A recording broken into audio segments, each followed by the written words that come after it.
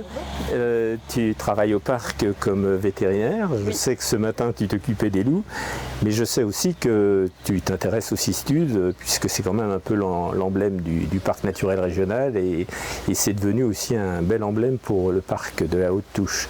Est-ce que tu peux nous dire un petit peu quels sont si vous avez des soucis, s'il y a des petits problèmes de pathologie ou pas au niveau de ces bêtes-là? Alors on n'a pas beaucoup de soucis heureusement sur cette espèce-là. Le plus gros souci, je veux dire, c'est au niveau de l'élevage, puisque du coup on prend les œufs et on les élève pour après les relâcher. On a des programmes pour ça. Et on a des fois des problèmes justement au moment du jeune âge.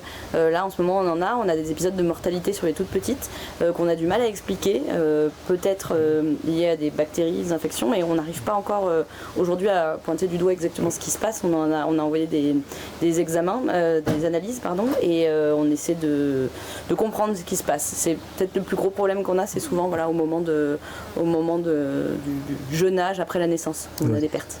J'avais déjà eu une discussion avec les vétérinaires du parc il y a quelques années, et donc vous êtes amené aussi à intervenir sur des bêtes qu'on vous ramène, puisque c'est dans le parc naturel régional, il y a parfois aussi des accidents, des soucis avec les pêcheurs, Alors tout à fait. Alors en soi c'est pas quelque chose, normalement un parc zoologique on n'a pas le droit de gérer les animaux sauvages. En l'occurrence on a une dérogation avec les services sanitaires qu'on a depuis quelques années, où on a le droit effectivement de soigner et de relâcher là où on les a trouvés, où elles ont été trouvées, les cistudes qui sont blessées, parce que en fait historiquement il n'y avait pas de centre de soins qui les prenait en charge dans le coin. Ça va changer, donc je pense qu'à l'avenir on va moins gérer ça, mais ça arrive. Le plus gros souci généralement c'est typiquement en saison de repos, les mâles qui traversent la route pour aller retrouver une femelle. Et inversement, c'est essentiellement des mâles qu'on a, mais oui. Les femelles quand elles vont pondre. C'est ça. Et qui du coup se font rouler dessus, se font écraser, et donc on doit réparer les carapaces. Donc c'est typique en saison de repos, c'est là où on a le plus d'individus et qu'on doit réparer. Tout à fait. Et souvent même c'est compliqué, et il y a quand même une certaine mortalité. Moi je me souviens des discussions, c'était pratiquement 1 sur 2 qui survivait, tellement des fois les chocs étaient violents avec les voitures. Tout à fait, c'est une forte mortalité, et en plus de ça, souvent c'est très long, très long à cicatriser. Une carapace ça met beaucoup de temps à cicatriser, à se réparer. Donc c'est des convalescences très longues.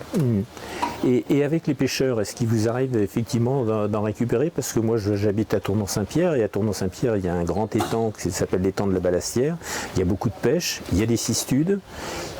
Jusqu'à maintenant ça se passe bien parce qu'ils ont des dégorgeurs, donc ils arrivent à retirer les hameçons quand ils attrapent une cistude et à les remettre à l'eau, mais il arrive parfois que la cistude avale l'hameçon. Alors honnêtement non, depuis que je suis là depuis 6 ans maintenant, on n'a jamais eu de problème d'hameçon avec les pêcheurs. C'est 95% des tortues qu'on a chaque année, c'est la route. Lié à la route. Il n'y a même pas aux chiens.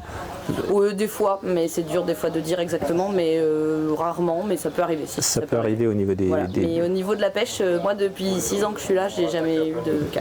Peut-être avant, mais pas que je sache. Alors, j'avais posé une question tout à l'heure à Roland sur les autres espèces qui pouvaient poser parfois quelques problèmes pour vous vétérinaires, en particulier les vipères, et vipères aspics en particulier ici, et manifestement il y en a très peu, si bien qu'il y a très peu d'envenimement des animaux du parc.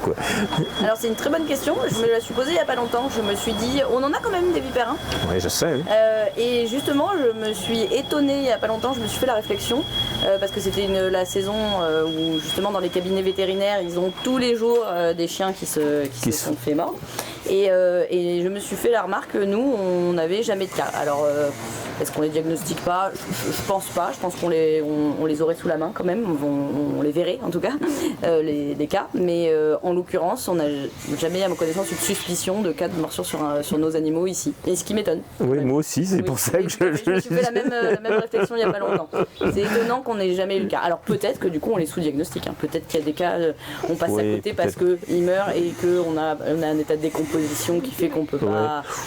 Ou bien au contraire, c'est pas. pas une morsure très importante Voilà. et les bêtes ne sont pas. Ça passe assez sur les grosses rapidement. bêtes, je pense que l'envenimation est quand même moindre. Voilà. Mais je me la suis posée il n'y a pas. Donc voilà, je te remercie Alice pour ce petit interview rapide. Et puis bon, c'est important de voir un peu comment les animaux sont soignés, comment on peut effectivement régler des pathologies et essayer qu'ils se portent le mieux possible. Tout à fait. Voilà. Merci. Merci aussi.